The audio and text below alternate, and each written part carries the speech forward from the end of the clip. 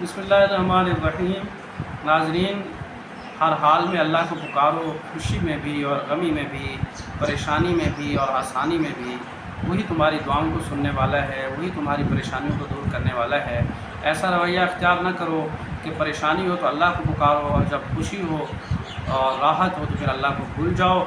ऐसा नहीं करना चाहिए। सूरह यूनुस 10 की आयत नंबर 12 में इरशाद फरमाया, व इज़ा मस्सल इंसान दुर्र दआना लिजम्बिही औ काइदन औ काइमा फलम्मा कशफना अन्हु ज़ुर्रहु मर्र कअल्लम यदउना इला ज़ुर्रिन मस्सह कज़ालिक ज़ुय्यिना लिलमुस्रिफ़ीन मा कानू यअमलून। और जब इंसान को कोई तकलीफ़ पहुँचती है तो हमको पुकारता है, लेटे भी, बैठे भी, खड़े भी। फिर जब हम उसकी तकलीफ़ उससे हटा देते हैं तो ऐसा हो जाता है कि गोया उसने अपनी तकलीफ़ के लिए जो उसे पहुंची थी कभी हमें पुकारा ही ना था। इन हद से गुज़रने वालों के अमाल को उनके लिए इसी तरह खुशनुमा बना दिया गया है। तो ऐसे लोगों को अल्लाह ने हद से गुज़रने वाला बताया है कि जो पहले तो अल्लाह को हर हालत में पुकारते हैं, फिर जब अल्लाह उनकी तकलीफ़ दूर कर देता है तो अल्लाह को भूल जाते हैं। ऐसा नहीं करना चाहिए, हर हाल में अल्लाह को पुकारना चाहिए। सूरह यूनुस 10 की आयत नंबर 66 में इरशाद फरमाया, अला इन्ना लिल्लाहि मन फिस समावाति व मन फिल अर्ज़ व मा यत्तबिउल लज़ीना यदऊन मिन दूनिल्लाहि शुरका। याद रखो कि जितने कुछ आसमानों में हैं और जितने ज़मीन में हैं ये सब अल्लाह ही के हैं, और जो लोग अल्लाह को छोड़कर दूसरे शुरका की इबादत कर रहे हैं, इन यत्तबिउना इल्ला ज़न्न व इनहुम इल्ला यखरुसून। किस चीज़ की इत्तबा कर रहे हैं? महज बेसनद ख्याल की, यानी ज़न की इत्तबा कर रहे हैं, अपने ख्याल की इत्तबा कर रहे हैं और महज अटकलें लगा रहे हैं। तो जो अल्लाह को छोड़कर दूसरों की इबादत करते हैं ना, वो तो हीले बहाने करते हैं।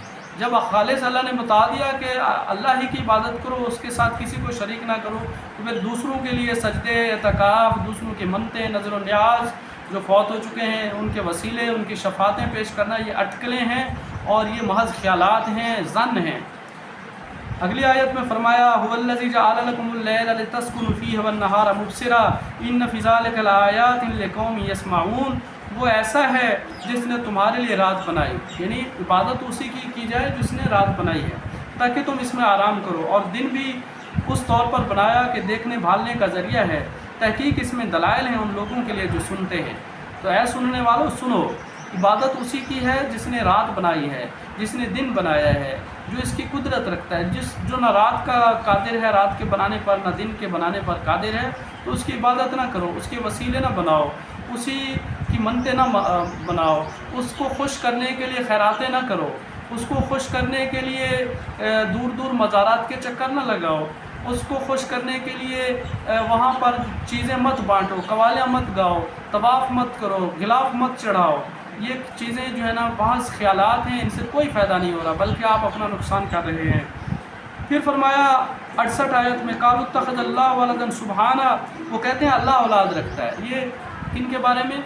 ये यहूद व नसारा के बारे में, नऊज़ुबिल्लाह, जो अल्लाह के बारे में ऐसा अक़ीदा रखते थे, या मुशरिकीन मक्का जो अल्लाह के बारे में अक़ीदा रखते थे नऊज़ुबिल्लाह के अल्लाह की बेटियाँ हैं। तो अल्लाह के बारे में ये ख़यालात अल्लाह बयान फरमा रहा है कि वो क्या कहते हैं, कालू तख़ज़ल्लाह वलदन सुबहाना हुवल गनिय्यो। वो कहते हैं कि अल्लाह औलाद रखता है, सुबहान अल्लाह, अल्लाह पाक है, अल्लाह की कोई औलाद नहीं है। लम यलिद वलम यूलद, सूरह अखलास में फरमाया कि ना वो किसी से जना गया है और ना कोई उससे जना गया है। लहू मा फ़िस समावाति व मा फ़िल अर्ज़, वो तो किसी का मोहताज नहीं है, उसी की मिल्कियत है जो कुछ आसमानों में है और जो कुछ ज़मीन में है। जिसकी औलाद होती है तो वो उसका मालिक बनता है उसके वफ़ात के बाद। चूँकि अल्लाह की ना कोई औलाद है और ना अल्लाह को कोई ज़वाल है और ना अल्लाह के ऊपर कोई फ़ना है, अल्लाह तो हमेशा से है, हमेशा रहेगा। तो वारिस, इसीलिए अल्लाह का कोई वारिस नहीं है, ज़मीन और आसमान का वही मालिक है, उसका कोई वारिस नहीं है। इन इंदकुम मिन सुल्तानिन बिहाज़ा तक़ूलूना अलल्लाहि मा ला तअलमून, तुम्हारे पास इस पर कोई दलील नहीं। क्या दलील है आपके पास कि अल्लाह का कोई वारिस है? जब अल्लाह की कोई औलाद ही नहीं है तो अल्लाह का कोई वारिस भी नहीं है, ज़मीन और आसमान की सारी चीज़ें उसी की हैं। क्या अल्लाह के ज़िम्मा ऐसी बात लगाते हो जिसका तुम इल्म नहीं रखते? तो अल्लाह पाक इस बात का उन लोगों को जवाब दे रहा है कि जो तुम कहते हो कि अल्लाह की कोई औलाद है, तो इस हवाले से आपके पास कोई ऐसी दलील नहीं है। आपके आबा व अजदाद भी फौत हो गए, उनकी औलादें आगे चली, फिर वो फौत हुए, उनकी औलादें आगे चली, लेकिन अल्लाह तो वही है, हमेशा से और हमेशा रहेगा। इसलिए उसकी कोई औलाद नहीं है और वही ज़मीन व आसमान का मालिक है, उसकी कोई वरासत आगे मुंतकिल नहीं होती। फरमाया सूरह यूनुस 10 की आयत नंबर 106 में, वला तदउ मिन दूनिल्लाहि मा ला यनफउका वला यज़ुरुक, और तुम मत पुकारो अल्लाह को छोड़कर उनको जो न तुमको फ़ायदा दें और न तुमको नुकसान दें। फ़इन फ़अलत फ़इन्नका इज़म मिनज़ ज़ालिमीन, और ए नबी अगर आपने भी ऐसा किया तो आप ज़ालिमों में से हो जाएंगे। तो अल्लाह के नबी सल्लल्लाहु अलैहि वसल्लम तो खालिस अल्लाह को पुकारा करते थे और अल्लाह के अलावा किसी को नहीं पुकारा करते थे, लेकिन ये हमारे डराने के लिए, हमें समझाने के लिए कि नबी भी अगर ऐसा करेगा तो वो भी ज़ालिमों में से हो जाएगा, तो हम अगर ऐसा करेंगे तो हम क्यों नहीं ज़ालिम हो जाएंगे।